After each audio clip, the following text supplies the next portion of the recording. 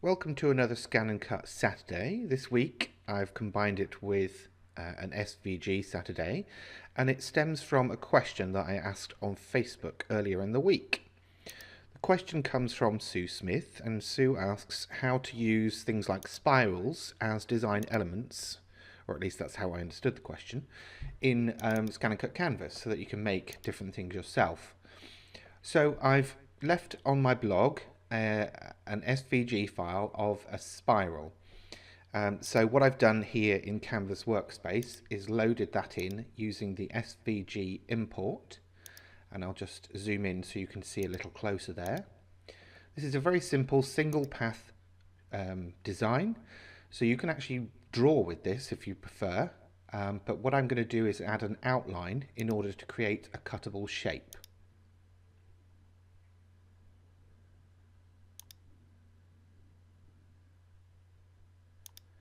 To do that, I'll first duplicate the spiral, pressing the D key on my keyboard, and then I'll use the offset tool from the edit menu, drop it down to the smallest size and leave everything else as you see on screen. And there I now have a cuttable shape in the design of a spiral. I'll duplicate this again,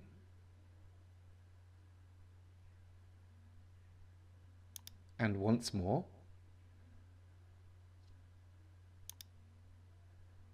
and I'll do a couple more. And what I'm going to show you with this example is just creating a very simple border using this spiral shape. So I've now duplicated that 5 times. I'll select all 5 spirals and then use the align tools from the edit menu to align them all to the bottom edge. By zooming in, I can now get a much closer look at the overlaps of the shapes, and I can use the arrow keys on my keyboard to move those shapes around. By using the arrow keys, it avoids the risk of moving it in any other direction as I would if I'd have used my mouse.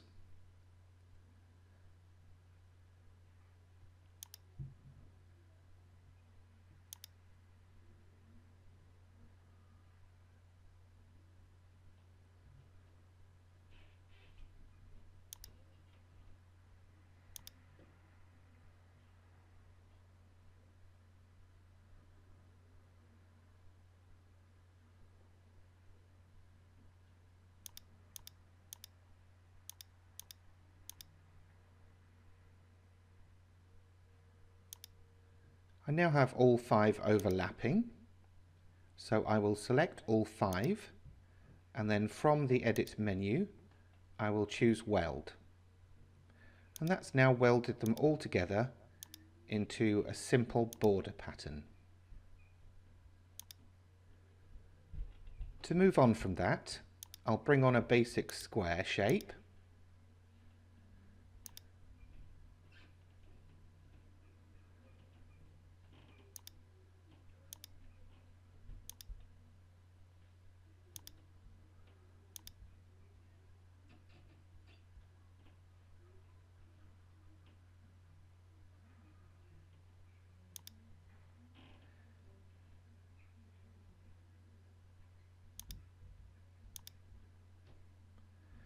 I'll rotate the spiral,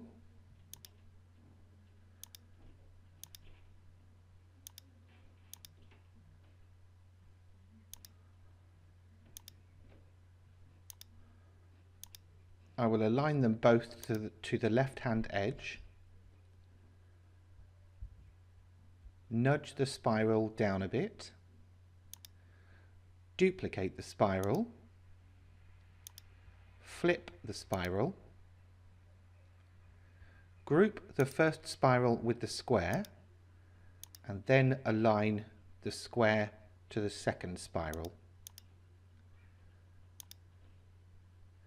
Ungroup those two, and then group the 2 spirals together, duplicate them, group the first pair with the square, rotate the second pair, and then align it with the first pair and the square.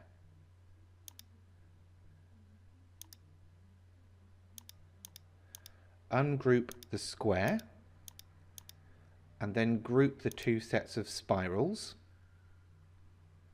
duplicate them, group the first two pairs with the square, rotate the second two spirals, and align them all together.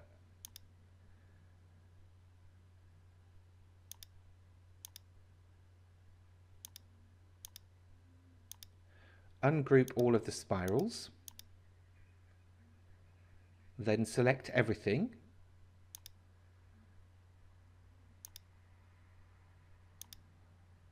and weld.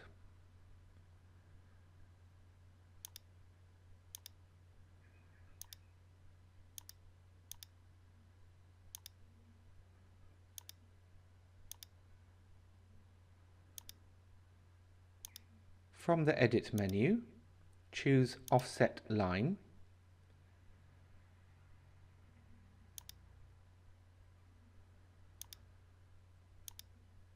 I have now created a shadow layer for my design. I will send it to the back of the stack. Select the top shape and change the fill color.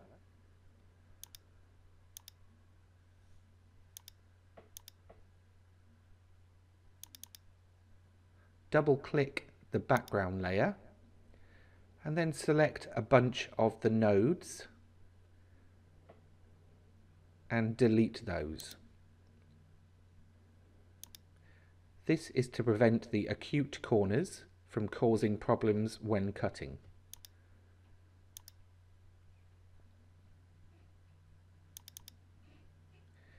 If you need to, you can edit the nodes one by one.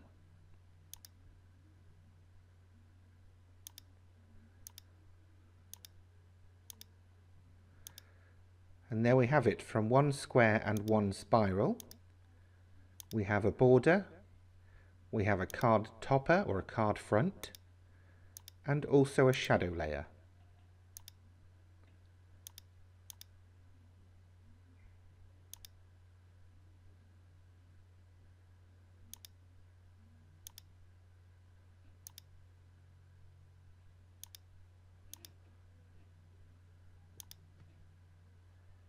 From the basic shapes, I'll bring on a square again. Then I will duplicate the border, rotate it 90 degrees to the right,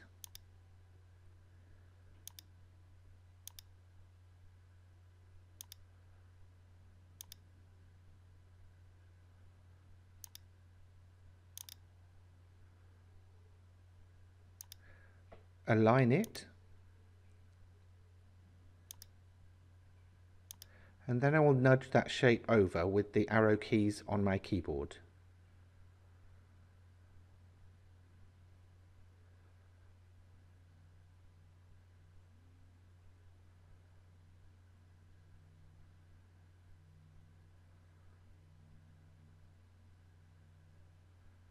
I would like to change this a little bit, so I will flip it.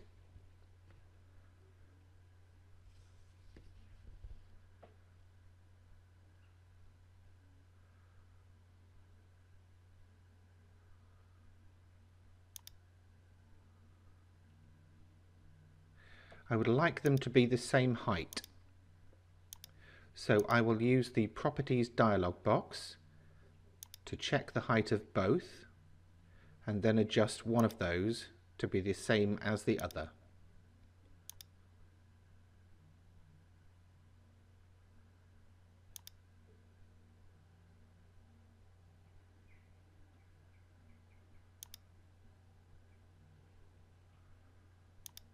I will make sure they are aligned, and then I will weld them.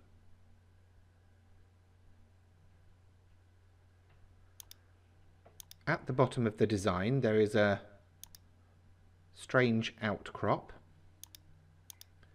so I will enter the path editing mode and I will delete these nodes.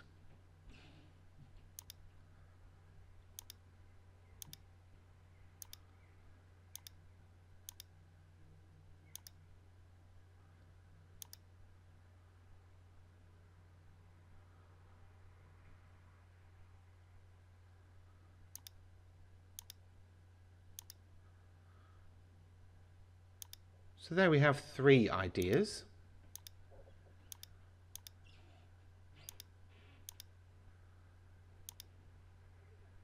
I'd like to give some more though. To start the next idea, I have duplicated the spiral twice.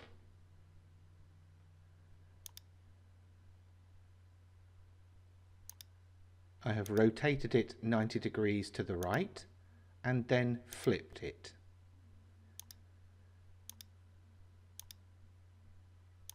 I will align this to the right and to the bottom, and then individually I will move one of the shapes up and the other shape to the left, the same amount of steps using the arrow keys on my keyboard. I do this until the points of the shapes meet or overlap.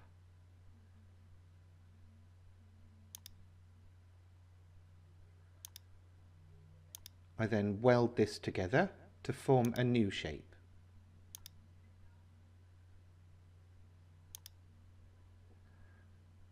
I will then drag on an elongated rectangle or an oval .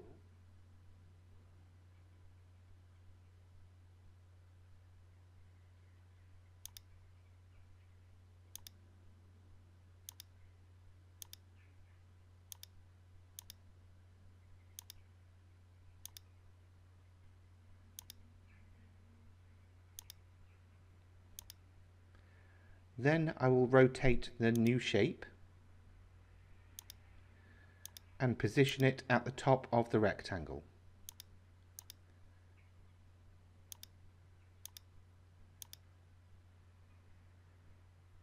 I will move it down until it overlaps.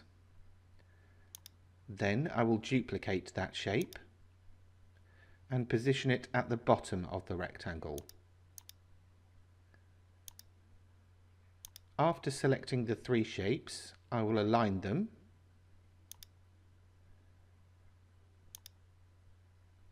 and then weld them.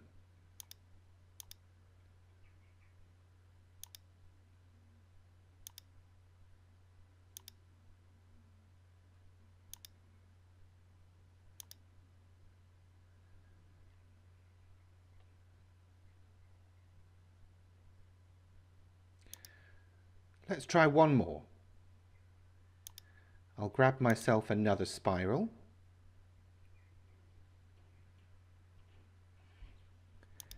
duplicate it,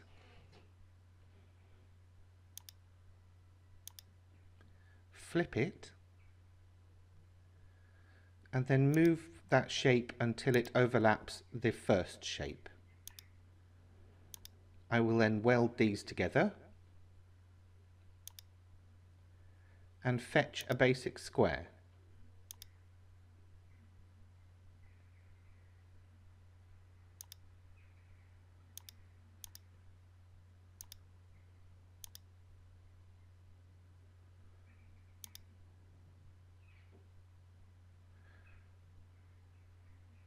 I will duplicate the square and make it smaller than the first square. I will then position the squares directly on top of each other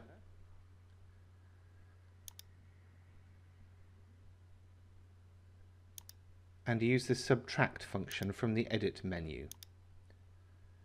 This will punch one square through the other, leaving just a thin border. I will then take the spiral shape, rotate it and position it in the corner, using the align functions to make sure it's perfectly positioned.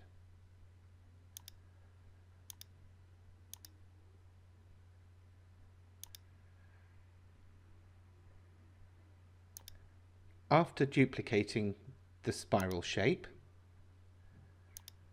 I will group the first spiral with the square and then use the alignment tools to position the second spiral shape.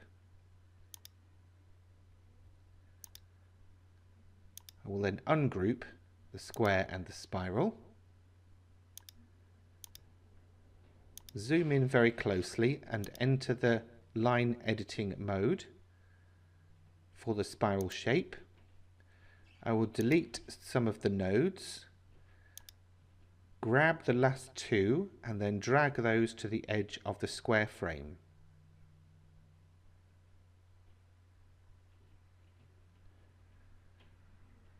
Then I will repeat that for the second spiral shape.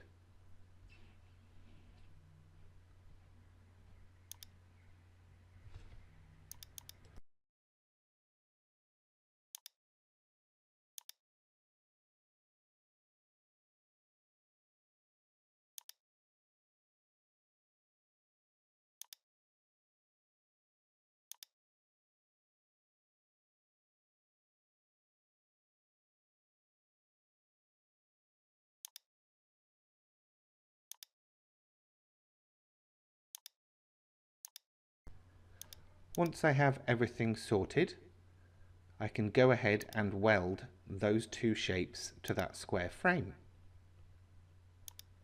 I can then also create a shadow layer using the offset line tools from the edit menu.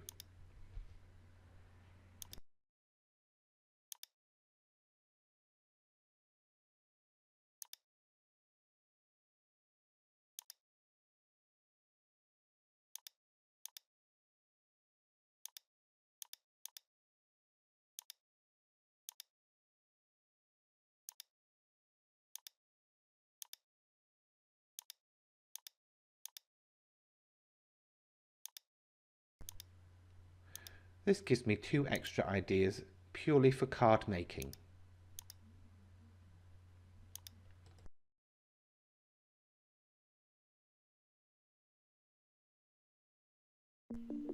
So there we have another Scan and Cut Saturday. Thank you very much for being with me and for watching. I hope you've enjoyed the video. Please don't forget to give it a thumbs up, and also please don't forget to subscribe to this channel for more hints, tips and ideas, all are based around arts and crafts. Thanks very much for watching. See you next time. Bye.